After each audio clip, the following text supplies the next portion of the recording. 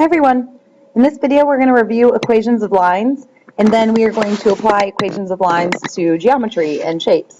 So first let's figure out what lines look like, right? Well, we all know a line looks something like this on a coordinate plane, but what do the equations of them look like? There are two forms. One is slope-intercept form, and this probably looks more familiar. It's y equals mx plus b, where m is the slope, that m is our slope, which you've already learned how to calculate, and the b is whatever your y-intercept is. And remember, intercept is like intersects. So what y-intercept means is where it intersects the y-axis. So like right there. There's one more form of a line that we're going to use. It's called point-slope form. It looks something like this. You take y minus whatever your y-coordinate is, and it equals m times x minus your x-coordinate. Okay, where m is still your slope. I think of slope as like movement, m for movement, how much you're moving from one point to the other. And these coordinates here, this and this, are a point. So it's like your x-coordinate and your y-coordinate of the point. I don't know how to write this. This is a point. So a point looks like x comma y. So I'll write it as x1 comma y1. You plug in the x-coordinate here, the y-coordinate there. And the question is, when do you use this form over this form and vice versa? And it's really simple to remember. Slope-intercept form you want to use when you have the slope and the intercept, or specifically the y-intercept. Why do you want to use it then? Because all you have to do is plug in m, plug in whatever your y-intercept is, and boom, you have slope-intercept form. So slope-intercept, use when you have the slope and the y-intercept. Whereas point-slope form you want to use when you have a slope and a point. Why do you want to use it then? Because all you have to do is plug in m for your slope and plug in a point here and here, and you don't have to do any solving. You can just plug it in. I'll show you some examples. This will make more sense. Yeah, so we're going to basically be applying equations of lines to parallel and perpendicular lines, because when we talk about shapes, they have parallel lines, and they have, right, these are parallel, and they have perpendicular lines. That's why we're focusing so much on this. Okay, so the question says, determine if each pair of lines is parallel, perpendicular, or neither. And some of these are in slope-intercept, some of them are in point-slope. So like both of these look like slope-intercept form, and these ones over here look like point-slope form. Now, in slope-intercept form, the y is always isolated. Okay, y equals this. So this one is not in standard form. So you might want to start by putting that in standard form. To get y alone, you have to get rid of the x. In order to get rid of the x, you're going to subtract x from both sides. So that equation really looks like y equals negative x plus 7. So all I've done is move the x over here. Now I have two equations. I'm going to ignore this one. These are the same. I have two equations in slope-intercept form. Okay, if I want to know if they're parallel, perpendicular, or neither, I need to figure out what the slopes are. We know that parallel slopes are the same. This is a review from the old video. Slopes are the same. Okay, because if you're moving at the same rate, remember we used that example that you'll never catch up to me if I'm ahead of you, because we're moving the exact same rate. Okay, perpendicular slopes are opposite reciprocals. So they're pointing in opposite ways. One rises more than it runs, one runs more than it rises. So slopes have to be opposite signs. OPP, there should be an O there. We're talking about signs, so positive and negative. And they're reciprocals. So that means you flip the fraction, the rise goes on top, the run goes on bottom, and then you flip it, so on and so forth. Okay, so let's figure out what the slopes of both of these are. So if you know that these are in slope-intercept, that means the slope is attached to that x there. So the slope is whatever the number in front of the x is. Now I know that these numbers aren't written in there, but you can always assume if nothing's there, you just have 1x. 1 times x is just x. And I have negative 1x over here. So the slope of this one is 1, and if you want to write it as rise over run, you can say it's 1 over 1. And the slope of this one is negative 1, or you can say negative 1 over 1, because there's no denominator. Are these opposite reciprocals? Are they the exact same? Well, we know they're not the exact same, so they can't be parallel for this one. If they were parallel, they would both be positive or negative. Are they opposites? Yes, they are, because one's positive, one's negative. So that's check. Are they reciprocals? This one's kind of tricky, because if you switch them, it's going to be the exact same thing. So if I flip this, it's still 1 over 1. So is this reciprocal? Yes, it is, because I flipped it, it's still 1 over 1. So we would say these lines, or these slopes, are opposite reciprocals. So that means these lines are perpendicular. Okay, the key was they have to be in one of these two standard forms. It has to either look like this or it has to look like this for you to find the slope. So the next couple that you try on your own, you want to make sure the y is isolated. So it's isolated here, but here you have to solve for y. And then you can find the slope, and then you can say, are they the same? Are they opposite reciprocals? Okay, so I'm going to leave B and C for you to do on your own. You may have to solve for y on your own there as well. Now I want to do an example that's in point slope form. So just so you can see the problem, these were in point slope. You know, it looks like point slope because you have y plus y coordinate equals your slope times x plus your x coordinate. Okay, so with that said, this is your, that's not your x, this is your y coordinate, this is your x1, your x coordinate, and this is your slope. This is your y coordinate, this is your x coordinate, this is your slope. If you look at point slope form, y coordinate, x coordinate, slope.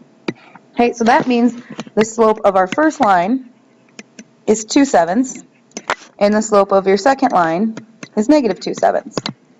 Okay, are these parallel, perpendicular, or neither? Okay, for parallel, they'd have to be exactly the same, and they're not, because one's negative, one's positive, so not parallel. For perpendicular, they have to be opposite, so we got that, they're opposite, one's positive, one's negative, but they also have to be reciprocals or flipped. And are these fractions flipped? No. One of them would have to be 7/2 for it to be flipped. It would have to be 7/2, which it's not. So these aren't parallel or perpendicular, so we'll say they're neither. But the point of that discussion was to kind of show you how you can interpret point slope form and slope intercept form. The next thing you'll have to do is write equations of lines given certain information. Okay, so this is kind of where this statement here comes in handy. Use this form when you have the slope and y-intercept. Use this form when you have a slope and a point. Okay, so in this case, let's see what I'm given. I want the line to be parallel to this line, and I want it to have a y-intercept of 8. So right now, I know I have the y-intercept, so I'm thinking I want to use slope-intercept form. But I don't have my slope. Like, nobody said the slope is this. But what I do know is I want it to be parallel to this line. Now, maybe I can find the slope from that. If I want to find the slope from this, though, it's got to be in standard form. So this looks kind of like y equals mx plus b, but the y is not alone. So I got to get the y alone first. Okay, so first thing I'm going to do is solve for y. So if I want to do that, I got to move the x over, or I can move the y over. It doesn't really matter. I think it'd kind of be easier to move the y over, but you can do it the other way if you don't like this. Those would cancel. So I get 4x equals 5 plus y. But is my y alone? No, that 5 is bothering it, so I got to move the 5 over here. To do that, I'm going to subtract 5 from both sides. Okay, so then this in standard form is 4x minus 5 equals y. You're probably like, oh, it's backwards, and if you want, you can just rearrange it, or you can leave it. It doesn't really matter. It means the same thing. These are the same. Okay, so this is the line in standard form. But remember, I want to find the equation of the line that is parallel. Find the equation line that is parallel to this line. I want to parallel to this line. So the slope of this line, remember it's mx plus b, so this is my slope. My slope is 4. But I want to write the equation line that's parallel to this one. So what we know about parallel lines, and we can go ahead and graph this, right? So our y-intercept's at -5, so we go down 5 on the y.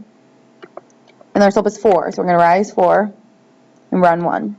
Rise 4 and run 1. Okay, so that's what that line looks like. But we want the line that's parallel, that has a y-intercept at 8. So our y-intercept at 8, let's see, this is 1, 2, 3, 4, 5, 6, 7. Oh, I'm mean, it's off the graph. Okay, so there's our y-intercept at 8, and we want a line that's parallel. So it would look something like this. And what do we know about the slope of this parallel line? You can even count it. I rise, oops, I didn't do that very accurately. Okay, whatever. You should know that these are going in the same rate because they'll never catch up. So that means the slopes are the same. So I want to find the equation of this green line because it's parallel to the line we were given. Okay, so now I know it's parallel, it's got to have the same rate. That means the slope of the line I want is 4 because they have the same slope. And I know the y-intercept is at 8. And our y-intercept is our b from our slope-intercept form. So our b is equal to 8. Okay, now you want to use slope-intercept form because you have a y-intercept and you have a slope. So all I have to do is plug into the slope-intercept equation. So it's y equals m, which is 4, times x plus b, which is 8. So this would be the parallel line to the equation we were given. Okay, the next one says I want a perpendicular line to y equals negative 3x minus, or excuse me, negative 3x minus 4. Okay, and then it passes through the point. So right now, we're not given a y-intercept, we're given a point. So I'm thinking maybe I want to use point slope form because I have a point.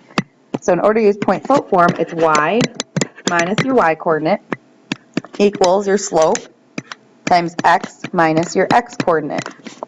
And we know what point is on the line that we want to write. It's 5, 2. Okay, so it's y minus your y-coordinate, which is 2. This is xy. Equals m times x minus your x-coordinate, which is 5. The only thing we don't know to use point slope is the slope. So the question is, how am I going to figure that out? Okay, the way you're going to figure that out is this line that we're writing here has to be perpendicular to y equals negative 3x minus 4. Okay, so on the graph, our y equals negative 3x minus 4. Our y-intercept is 1, 2, 3, 4. Here, it's negative 4. Our slope is negative 3. So it's going to look something like this. You can rise 3 and go to the left one, or you can fall 3 and go to the right one, but it's got to point towards the negative numbers. So this line looks like this. Okay, now we want the perpendicular line of this through 5, 2. So let's see, it's 1, 2, 3, 4, 5, 1, 2. So we want the line that makes a right angle because it's perpendicular. It would look something like that. We're writing the equation for this blue line. And all we need to know is what the slope is of this blue line. Okay, so in order to do that, we need to figure out what the slope of the green line is. Our green line is y equals negative 3x minus 4. So the slope is at negative 3. But that's not going to be the slope of our perpendicular line. Clearly, these slopes are not the same. This one's pointing towards the negative numbers. The way I think about that is this is like negative 1, negative 2, negative 3, negative 10, and this is 1, 2, 3, 4.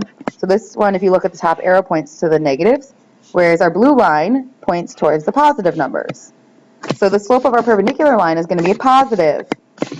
So some positive number here. But we know that perpendicular slopes aren't just the opposite sign, they also have to be the reciprocal.